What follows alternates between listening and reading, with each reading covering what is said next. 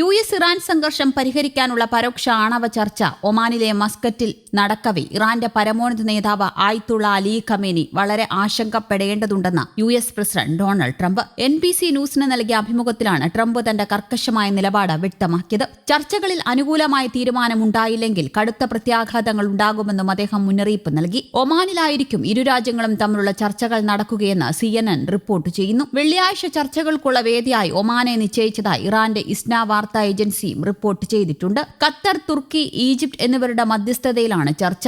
US ആവശ്യപ്പെടുന്നത് പോലെ തങ്ങളുടെ ബാലിസ്റ്റിക് മിസൈൽ പദ്ധതിയിൽ വിട്ടുവീഴ്ചയ്ക്ക് തയ്യാറാകില്ല എന്നാണ് ഇറാന്റെ പക്ഷം. യുറേനിയം സമ്പുഷ്ടീകരണം പൂർണ്ണമായും നിർത്താനും ഇറാൻ ഒരുക്കമല്ല.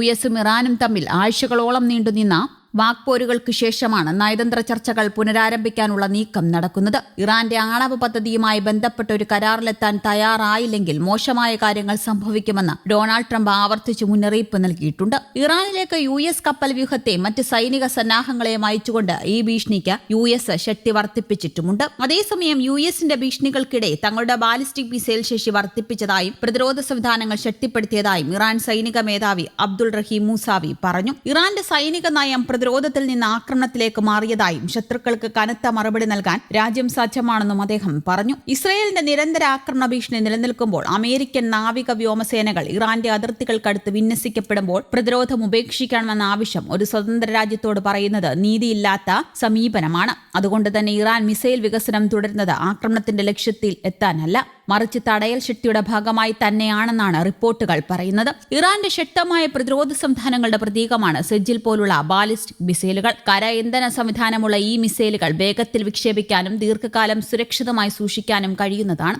ഇതിലൂടെ ഇറാൻ വ്യക്തമാക്കുന്നത് ഒരു സന്ദേശമാണ്: ആക്രമണം സംഭവിച്ചാൽ അതിന് മറുപടി ഉണ്ടാകും, അതും അതിവേഗവും നിർണായകവുമായ മറുപടി. സെജിലിന്റെ ദൂരപരിധി ഗൾഫ് മേഖലയിലെ പ്രധാന സൈനിക കേന്ദ്രങ്ങളെ ലക്ഷ്യമിടാൻ കഴിയുന്ന തരത്തിലുള്ളതാണ് എന്ന വിലയിരുത്തൽ തന്നെ ഇറാനെ ആക്രമിക്കുന്നത് എത്ര അപകടകരമാണെന്ന് അവർ പറയുകയാണ്. ആണവായുധങ്ങൾ വേണ്ടെന്ന കാര്യത്തിൽ ട്രംപും തങ്ങളും യോജിക്കുന്നുവെന്ന് ഇറാൻ വിദേശകാര്യമന്ത്രി അബ്ബാസ് അരാക്ചി പറയുമ്പോഴും ഉപരോധങ്ങൾ നീക്കാതെ ഒരു വിട്ടുവീഴ്ചയ്ക്കും തയ്യാറല്ലെന്ന് ഇറാൻ വ്യക്തമാക്കുന്നു. എന്നാൽ അമേരിക്കയുടെ സൈനിക കരുത്തിന് മുന്നിൽ ഖമേനി മുട്ടുമടക്കുമോ, അത് ട്രംപ് മുന്നറിയിപ്പ് നൽകിയതുപോലെ മേഖലയിൽ ഒരു മഹായുദ്ധം പൊട്ടിപ്പുറപ്പെടുമോ എന്നതാണ് വരും മണിക്കൂറുകളിൽ ലോകം ഉറ്റുനോക്കുന്നത്. ഇറാന്റെ ആഭ്യന്തര സാഹചര്യം ഈ ചർച്ചകളിൽ വലിയ സ്വാധീനം ചെലുത്തുന്നുണ്ട്. ഇക്കഴിഞ്ഞ മാസങ്ങളിൽ നടന്ന സർക്കാർ വിരുദ്ധ പ്രക്ഷോഭങ്ങളെ ഇറാൻ സൈന്യം നേരിട്ടത് അതിക്രൂരമായാണ്. മനുഷ്യാവകാശ സംഘടനകളുടെ കണക്കനുസരിച്ച് 6400-ലധികം പ്രതിഷേധക്കാർ കൊല്ലപ്പെട്ടു. അതിൽ 164 കുട്ടികളും ഉൾപ്പെടുന്നു. കറൻസിയുടെ മൂല്യം തകർന്നതും ജീവിത ചെലവ് ഉയർന്നതും ജനങ്ങളെ തെരുവിലിറക്കി. ഇന്റർനെറ്റ് വിച്ഛേദിച്ചുകൊണ്ട് ജനങ്ങളെ അടിച്ചമർത്തുന്ന ഇറാന്റെ രീതിയും ചർച്ചയിൽ ചോദ്യം ചെയ്യുമെന്ന് അമേരിക്കൻ വിദേശകാര്യ സെക്രട്ടറി മാർക്കോ റൂബിയോ വ്യക്തമാക്കി. നേരത്തെ ചർച്ചകളുടെ സ്ഥാനം സംബന്ധിച്ച തർക്കം മൂലം ചർച്ചകൾ മുടങ്ങുമോ എന്ന് തോന്നിയിരുന്നുവെങ്കിലും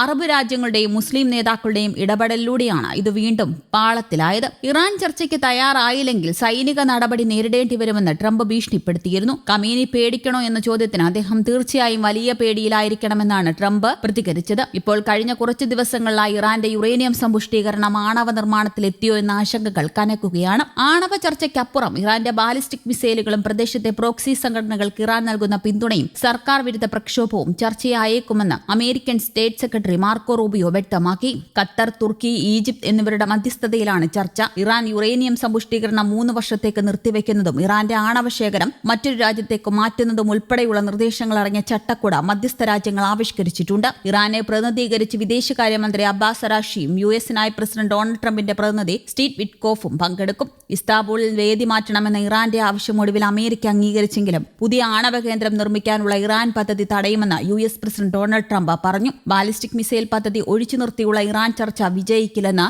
US സ്റ്റേറ്റ് സെക്രട്ടറി മാർക്കോ റൂബിയും വ്യക്തമാക്കിയിട്ടുണ്ട്. News desk, Kerala Kaumudi.